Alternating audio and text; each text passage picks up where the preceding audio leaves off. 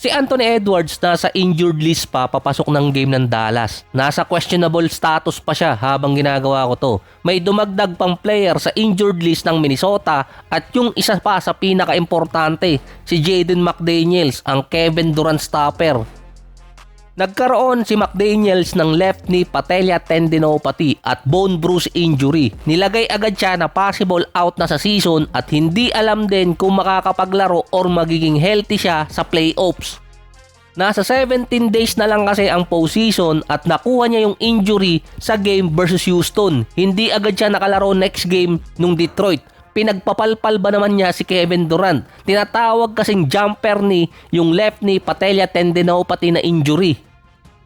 Based sa report, hindi naman dadaan sa surgery si McDaniels pero ang recovery time niya usually 1 to 2 weeks. Kaya pa namang habulin yung playoffs. Yun nga lang, kung ganun pa rin siya ka-healthy, mapopwersa tuloy ang Minnesota na mag-rely kay 10K, kay Kyle Anderson hanggang matapos yung season or kaya postseason.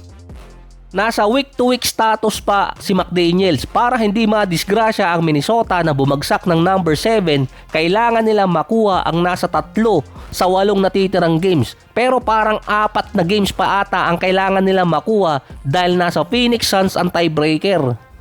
So hindi healthy ang lineup ng Minnesota papasok ng playoffs dahil sa injury ni Edwards at ni McDaniels. Sa 8 natitirang game pa ng Minnesota, 2 lang doon ang butaw na team na makakatapat nila, Dallas at Pelicans. Yung natitirang 6 naghahabol din ng positioning sa playoffs. Samantalang si Anthony Edwards may natitira na lang 2 games na buffer para masama siya sa awards or kahit All-NBA team. Kapag hindi niya nakuha yung 7 sa natitirang games, ang mga best player ngayong season hindi kasama sa All-NBA team or tinatawag ditong mythical team. Lalabas ulit na another palpak na rule na pinatupad ni Tito Adam dahil ang dami niyang pinatupad sa NBA na hindi maganda ang naging resulta. Parang mali pa yung sinabi ko doon. Dahil nag-agree din naman doon ang NBA Player Association bago i-implement sa NBA. At ang president na nag-implement noong 2023 ay si CJ McCollum. Mukhang merong maagang matatapos ang karir dahil si Jaden Ivey mukhang tinapos niya ang kanyang karir sa NBA after siyang bitawan ng Bulls na naging part pa siya dati ng 3-team trade. Si Jaden Ivey yung tinawag dating next Ja Morant dahil nga nung papasok siya ng NBA, isa siya sa mga high flyer. Kaso parang naging high na lang siya. Kakabalik lang din ni Ivey ngayong season galing sa injury nung naglalaro pa siya sa Detroit. Naka 37 games naman siya sa Pistons at Bulls. Meron siyang nasa 11 points, 4 rebounds at 4 assists sa loob ng 4 games habang naglalaro siya sa Bulls after ng trade. Pero huli pa siyang nakapaglaro February 11 pa dahil nagkaroon siya ng injury sa tuhod at in-out na siya buong season. Kaya siya tinanggal sa Bulls dahil sa kanyang mga rant online regarding sa religion at sa Pride Month.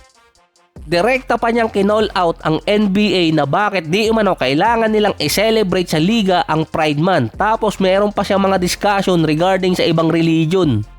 Nang makita ng Bulls yung mga sinabi nito ni Ivey sa online, agad silang nag-take action at inalis nila sa lineup. Kaya nasabi kong tanggal na sa NBA itong si Ivey dahil expiring contract na siya, may option ang Bulls na makakuha pa ng asset sa kanya sa free agency dahil nasa kanila pa rin naman ang rights. Kumbaga, ang pwede pang gawin ng Bulls, isuspend si Ivey without pay kesa i-waive. Nababayaran pa rin nila yung kontrata. Andun ang decision ng Bulls na ayaw nilang madikit kay Ivey. Parang kay Primo dati na pinakita yung pet iguana na biglang binitawan na lang din ng San Antonio.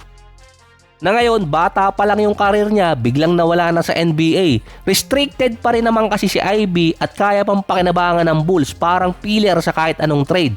Pero dahil sa social topic na nirant niya online, malamang walang team ang gustong madikit sa kanya. Plus meron na siyang mga injuries at hindi na rin okay ang wrist. Base pa doon, bago siya makabalik, kung meron mang chance, dadaan muna siya sa sensitivity training na mandated ng NBA at kailangan niya magkaroon ng public apology. Based naman kay Ivey, pinagdidelete niya ang kanyang mga SOCMED account after ng decision ng Bulls. Dumadaan kasi siya di umano sa depression noong mga time na nag-post siya online. February pa lang after siyang i-out ng buong season, sinabi kasi ni Ivey sa isang interview na hindi na babalik sa dati yung mga tuhod niya na nagkaroon dati pa ng multiple injuries.